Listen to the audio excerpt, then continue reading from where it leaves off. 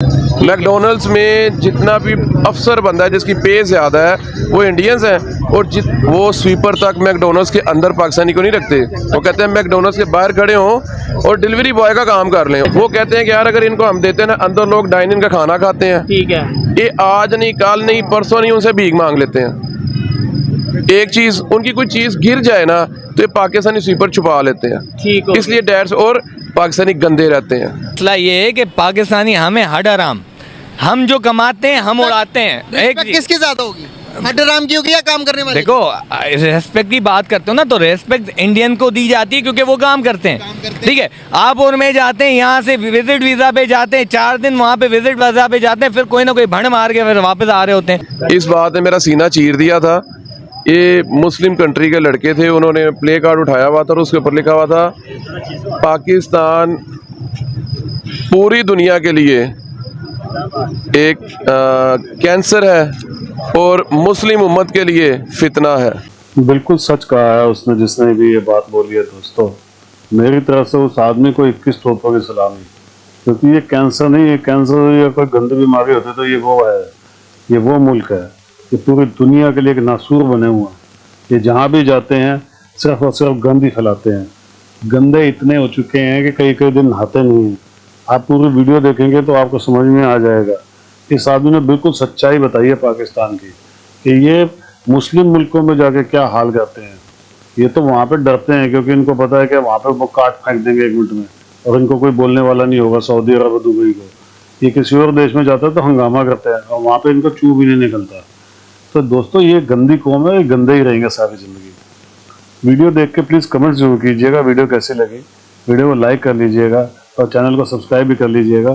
Thank you very much. मुझे ये बताएं, आपका कभी फॉरेन विजिट हुआ किसी कंट्री में? कौन से कंट्री में? दुबई, ठीक है, सऊदी अरेबिया हज उम्रा करने गया, ठीक हो गया, कुवैत।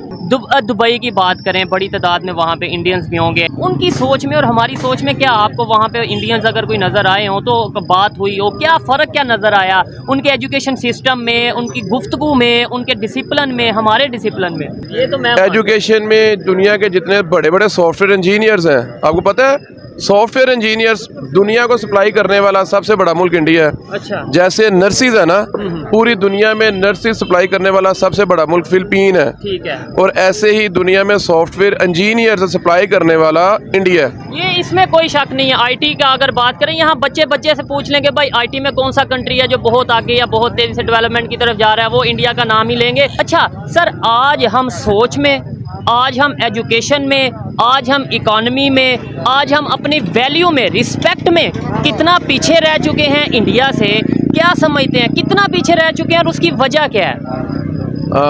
कितना पीछे रह चुके हैं उसकी एक वजह वो बता देता हूँ कि वो लोग चांद पे चले गए, हम लोग साइकिल पे आ गए। ऐसे ही है। हम लोग बाइक पे जाके दोबारा साइकिल पे आ गए।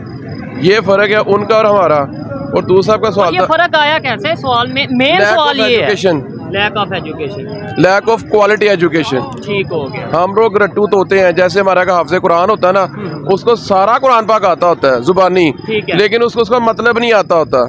वो कुरान पाक हिफ़्ज़ करके हाफ़िज़ हो जाता है। हम ऐसे एजुकेशन लेके जो है ना मास्टर हो जाते हैं। 16 पार्टी में मास्टर हो गया, डिग्री ले ली है। वो डिग्री लेके हमने जाना है फॉरेन में, जाके ड्राइवर बनना है या हमने किसी पंप पे, किसी पेट्रोल पंप पे जो उनसे जॉब करनी है। लेकिन उनके जो लोग हैं वो वहाँ पे जाके मैनेजमेंट पोस्ट पे होते हैं, वहाँ पे जाके वो बेहतर पोस्ट पे काम करते हैं। ऐसे ही है इस टाइम जो है ना, पाकिस्तानी जितने बाहर जाते हैं लेबर में जा रहे हैं। खलीज के अंदर, ये GCC कंट्रीज़ के अंदर जितने भी ये सर्विस बॉय है ना, ये तो बाइक्स पे कारखाना डिलीवरी बॉय, वो सारे ही पाकिस्तानी हैं। उसके बाद धूप में काम करने वाली लेबर जितनी है वो भी सारे पाकिस्तानी हैं। जो ऑफिसर्स हैं ना, जो थोड़े बड़े अफसर हैं, वो सारे इंडियंस हैं। मैकडोनल्ड्स में जितना भी अफसर बंदा है जिसकी पे ज़्यादा है वो इंडियंस हैं, और वो स्वीपर तक मैकडोनल्ड्स के अंदर पाकिस्तानी को नहीं रखते। वो कहते हैं मैकडोनल्ड्स के बाहर खड़े हों और डिलीवरी बॉय का काम कर लें। और जो बंदा दुबई में मैकडोनल्ड्स की डिलीवरी बॉय का काम करता है ना, वो बड़े फ़ख्र से बोलता है कि मैं मैकडोनल्ड्स का डिलीवरी बॉय का काम करता हूँ और हमारा म्यार ये है। सर, आपने ये बात की है, देखें मुझे ना तो इस बात की पहले खबर है और ना अभी भी नहीं मैं मानता कि आपने बोला है कि वो मैकडोनल्ड्स में फॉरेन कंट्री अगर जाएँ तो वो स्वीपर तक नहीं पाकिस्तानी को रखते। ये बड़ी आपने हैरान करने वाली बात की। क्या वजह? वैसे पाकिस्तानियों को उनकी कोई पॉलिसी है या? उसकी एक वजह है कि जो पाकिस्तानी है ना, ये बदतमीज नेशन है।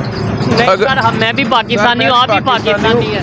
उनके नज़र अच्छा। वो कहते हैं कि यार अगर इनको हम देते हैं ना, अंदर लोग डाइनिंग का खाना खाते हैं, ठीक है। ये आज नहीं, कल नहीं, परसों नहीं, उनसे भीख मांग लेते हैं। एक चीज़, उनकी कोई चीज़ गिर जाए ना तो ये पाकिस्तानी स्वीपर छुपा लेते हैं। ठीक हो इसलिए डैड्स और पाकिस्तानी गंदे रहते हैं। मैंने कहा, ये मैं आपको कंफर्म बता रहा हूँ, मेरा दोस्त वहाँ पे एज ए डिलीवरी बॉय काम करता है। ठीक है। उसको मैं क्या धूप में जलील होती हूँ, अंदर चल जाओ, कहते हैं यार वो कहते हैं पाकिस्तानी गंदे रहते हैं। मैं कहा यार क्यों, कैसे रहते हैं? कहता है देखते हैं पाकिस्तानी नाखून नहीं टाइम पे काटते, इनकी शेव नहीं टाइम पे करते, ये गंदे हैं।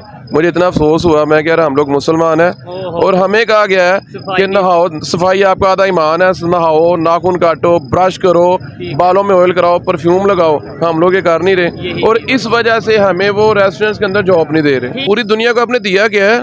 25 करोड़ की आबादी है आपकी और दुनिया के टॉप 10 जो मुल्क हैं जिनमें बड़े बड़े आबादी वाले हैं, उनमें हम आते हैं। आपने दुनिया को क्या दिया है बताएं मुझे? एजुकेशन वाइज, टेक्नोलॉजी वाइज तो हर हमने तरह कुछ से नहीं बता दें मुझे, स्वाय लेबर के धोखे के आपने क्या दिया है बताएं? आपके हमसाए हैं, एक ईरान है, आपने उसको क्या दिया है? दूसरी तरफ चाइना, आपने उसको क्या दिया है? इधर इंडिया, आपने उसको क्या दिया है? उधर अफगानिस्तान है, आपने उसको क्या दिया है? ये आपके चारों हमसाए आपसे शिकायत करते हैं। अगर बात करें, दो तो मुस्लिम कंट्री हैं, हम ये अक्सर कह देते हैं ना, मतलब एक लॉजिक देते हैं कि भाई ये देखें जी, ये नॉन मुस्लिम साजिश करते हैं हमें। आपको मैं मुस्लिम कंट्री का बताता हूँ, आप शायद ना चेक नहीं करते।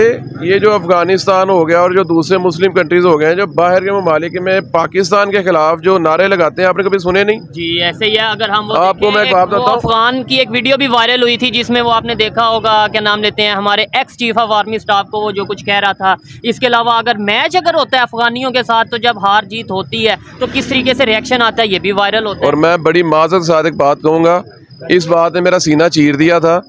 ये मुस्लिम कंट्री के लड़के थे, उन्होंने प्ले कार्ड उठाया हुआ था और उसके ऊपर लिखा हुआ था पाकिस्तान पूरी दुनिया के लिए एक कैंसर है और मुस्लिम उम्मत के लिए फितना है। दुनिया आइडियोलॉजी से बाहर निकल चुकी है।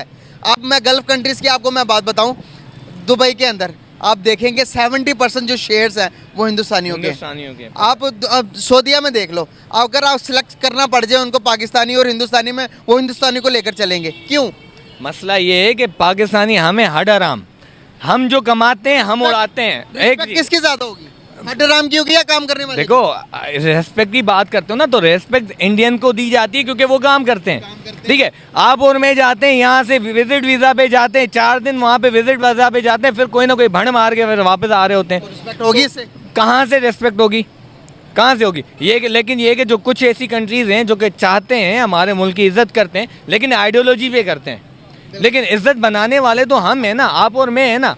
आप और मैं ही नहीं चाहेंगे तो फिर हमारी क्या इज्जत खाक बनेगी? दोस्तों, जिस मुल्क की सोच ही सिर्फ दहशत फैलाना हो, क्योंकि यहाँ पे जितने भी प्राइम मिनिस्टर आए हैं, जनरल आए हैं, इन्होंने सिर्फ एक ही चीज़ सोची है कि दहशत फैलानी है, ह्यूमन बॉम्ब न हो और भारत को किसी तरीके से डिस्ट्रॉय करो। इनके दिमाग में सिर्फ एक ही कीड़ा पिछले 75-76 साल से चल रहा है और उसी में ये पूरा बर्बाद हो चुके हैं। इन्होंने कभी ज़िंदगी में किसी को एजुकेशन देने की नहीं सोची, कोई हॉस्पिटल नहीं बनाया, कोई यूनिवर्सिटी नहीं बनाई है। सिर्फ और सिर्फ इन्होंने असला बारूद बना के दिमागों में भर दिया है कि इस्लाम सबसे अच्छा है और हिंदू काफिर है, इनको मार दो। और इसी चक्कर में खुद ही मरते जा रहे हैं और मर मर के आज इस स्टेज पे पहुंच चुके हैं कि इनके पास मरने के लिए भी अब कुछ नहीं बचा है, जहर भी नहीं बचा है। तो अब दुनिया से धक्के भी खा रहे हैं, लाते भी खा रहे हैं, दूसरे देशों में जाके कुत्ते के पेशाब और बिल्ली की ठिट्टी साफ कर रहे हैं। दोस्तों, वीडियो कैसी लगी प्लीज़ कमेंट्स करके जरूर बताइएगा। वीडियो को लाइक कर लीजिएगा और चैनल को सब्सक्राइब कर लीजिएगा। Thank you very much.